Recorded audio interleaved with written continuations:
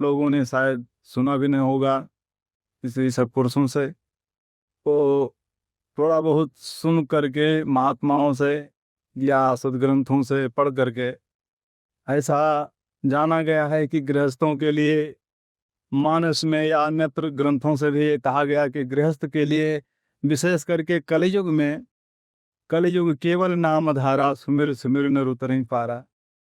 तो ये कहाँ तक हम जीव को, हम गृहस्थ जीव को कहाँ तक ले जा सकता है, किस गति तक पहुंचा सकता है, हम ये दूसरी ये एक एक एक बोले ब्रह्म प्रभु परमेश्वर की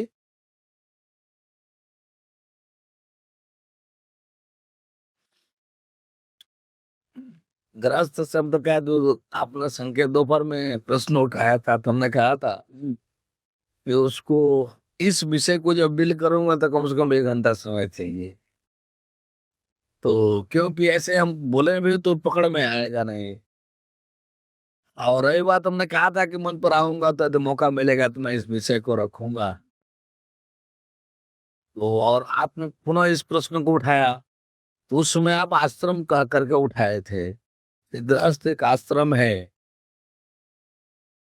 तो इसी विषय पर हम कहे कि ये उन चाटुकारों की वाणी है जिनके ज्ञान का कोई अता पता नहीं था जिन्हें, और जिनके पास कोई विश्वास भरोसा नहीं था कि मेरे को खाना मिलेगा कि नहीं मिलेगा। जो एक पवित्र भीख मंगा थे, भिखारी थे। पेट के लिए बेचारा मांगता है, भूखा है, एगो रोटी है तो भीख मंगा है। महात्मा जी उससे वो दान में मांग रहे हैं तो महात्मा जी, अरे दान भी तो और विकृत भीख है। वो तो बेचारा भूखा है तो मांग रहा है, तू क्यों मांग रहा है? महात्मा है, जो तू महान आत्मा है तो भीख क्यों मांग रहा है? दान माने क्या? भीख ही तो है दान। चंदा जी मांग रहे हैं, नेताजी लाखों में जीवन जीते हैं, करोड़ों में जीवन जीते हैं, तो एक रोटी मांग रहा है, 1 रुपया मांग रहा है, भूखा पेट, तो भीख मंगा हो गया। और तुम्हारा पेट भरा हुआ है, लूटते लूटते चोरी बेईमानी का दान खाते खाते तुम नेता बने हो, तो लाखों में करोड़ों में जो मांग रहे हो, अरे तुम तो बड़का भीख मंगा है रे। लेकिन तुम चंदा नाम रख दिया क्योंकि नेता है, शर्म आ रही है कहने में कि हम भीख मंगा है। हमको भीख कहने में इसलिए कि बड़ा है तो भीख कैसे कहेगा? दो नेता हो गया, इससे चंदा हो गया। महात्मा जी उपदेशक हैं, पवित्र मूर्ति हैं, महान आत्मा है, तो अब अपने को भीख कैसे कह दें उसको? शब्द तो उनके पास सही है, तो भीख को दान कह दिए। है तो तीनों भीख ही मेरे समझ से। तो बड़ा भीख है नेताजी वाला, आई पवित्र भीख है महात्मा जी वाला। अरे इन दोनों भिक्षाओं से बढ़िया तो उस बेचारे भूखे के पेट को एक रोटी देना है। ये ऐसे महात्मा को दान देने से बढ़िया तो भूखे को एक ठो रोटी दे दो। तो हम आपसे भी यही कहेंगे, हम जहां तक समझ पाए हैं कि महात्मा, महात्मा तो कोई है सिवाय परमात्मा के। महात्मा कोई कैसे बनेगा? कौन बनाएगा महात्मा? आत्मा ही नहीं है तो महात्मा कहाँ से बनेगा?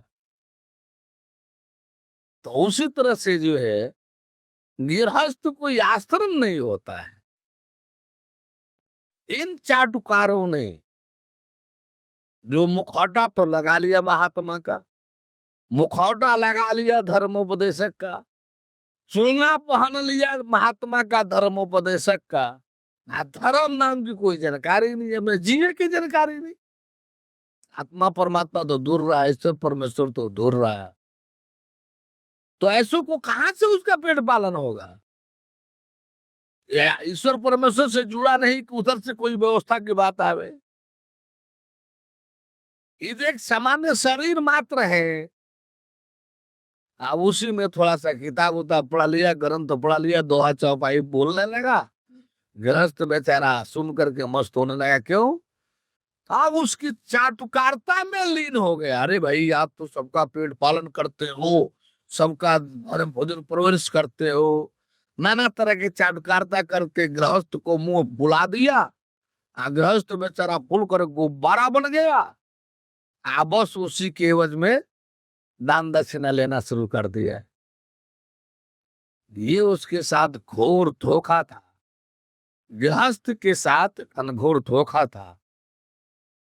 गृहस्थ महात्मा के पास आता है सच्चाई जानने के लिए, कल्याण के लिए। ये तो उसके साथ घात है। गृहस्थ को आश्रम करा देना, सच्चाई बताना चाहिए ताकि वो महसूस करे कि वो पतित है, वो गिरा हुआ है, वो निकृष्ट बन चुका है, नीच हो चुका है, घृणित हो चुका है। ये हम उसको महसूस करावें, ये निंदनीय घृणित स्थिति से बाहर निकालें। ये हमारी जिम्मेदारी बनती है। हमको बताना चाहिए कि गृहस्थ एक घृणित, निंदनीय, त्याज्य, पतित जीवन विधान है। और आप लोग ऐसे पतित नहीं घृणित निंदनीयता में गिर कर पड़े हो कि जितना जल्द हो सके उससे बाहर आ जाओ, यदि अपना कल्याण चाहते हो। गृहस्थ माने धरती का भार, गृहस्थ माने धरती का भार। उसका जीवन ही व्यर्थ है। गृहस्थ जीवन से तो मौत अच्छी। अब राजा ही महाराजा क्यों नहीं है गृहस्थी में, उससे अच्छी तो मौत है। क्योंकि आप परमेश्वर से विलग हैं, यही आपका घोर अपराध है। आप गृहस्थी माने क्या? माया जाल का शिकार, माया जाल में फंसा, माया के पिंजरे में बंद, ममता मोह के द्वारा आंख पर पट्टी बंधा हुआ कोलू का बैल, तेलगी कोलू का बैल।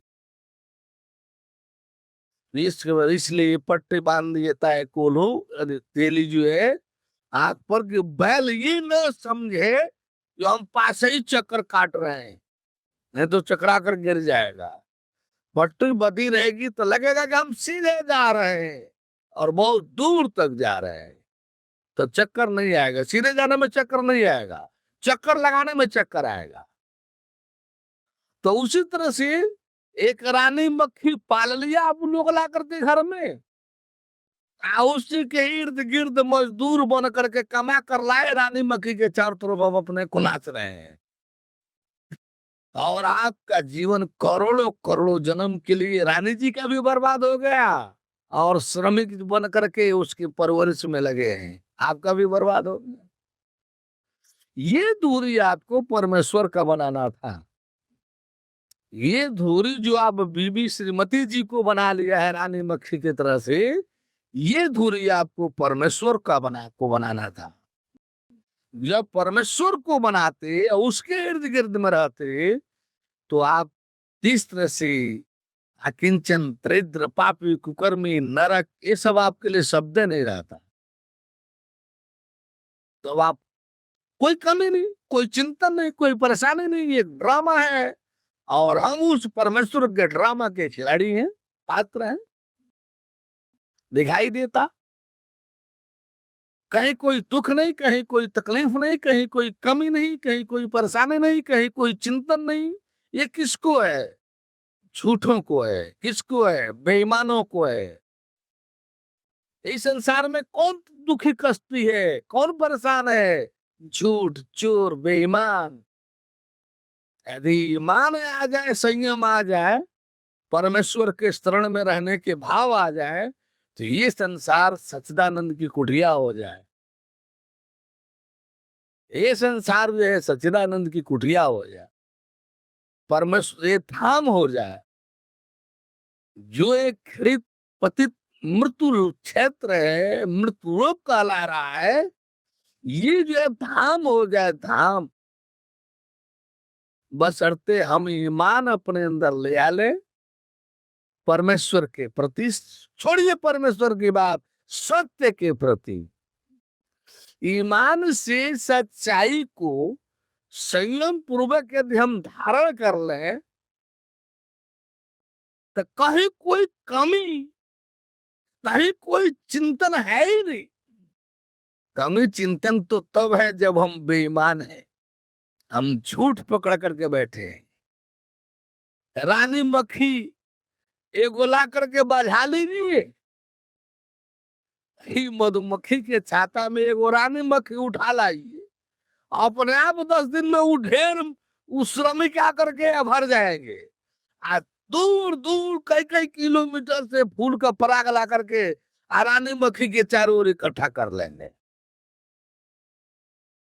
वही हालत आज के पुरुष वर्ग का है, हम देख रहे हैं। एक बराबर हम सुनते, एक बात हमारे समझ में नहीं आता है कि गृहस्थी में रहते हुए ऐसा हम करें, ये कौन सा कंडीशन है?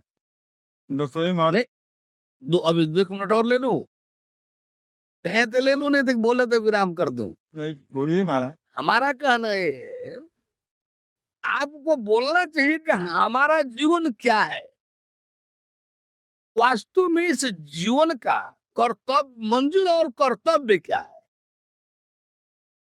तो उसमें तो ये होना चाहिए कि हमारा जीवन क्या है, इसका मंजिल और कर्तव्य क्या है, कर्तव्य और मंजिल क्या है, प्रश्न तो यहाँ उठाना चाहिए। इस प्रकार के होने चाहिए। पहले कंडीशन लगा दे गृहस्थी बने हुए, यानी हमको गंदे नाले में खड़ा रहने दीजिए और पवित्र घोषित करा दीजिए। सीना भर पानी गंदे नाले के, दुर्गंधित नाले के पानी में जो सीना बराबर है, हमको खड़ा रहने दीजिए और सुगंधित घोषित करा दीजिए। ये प्रश्न ऐसा ही है।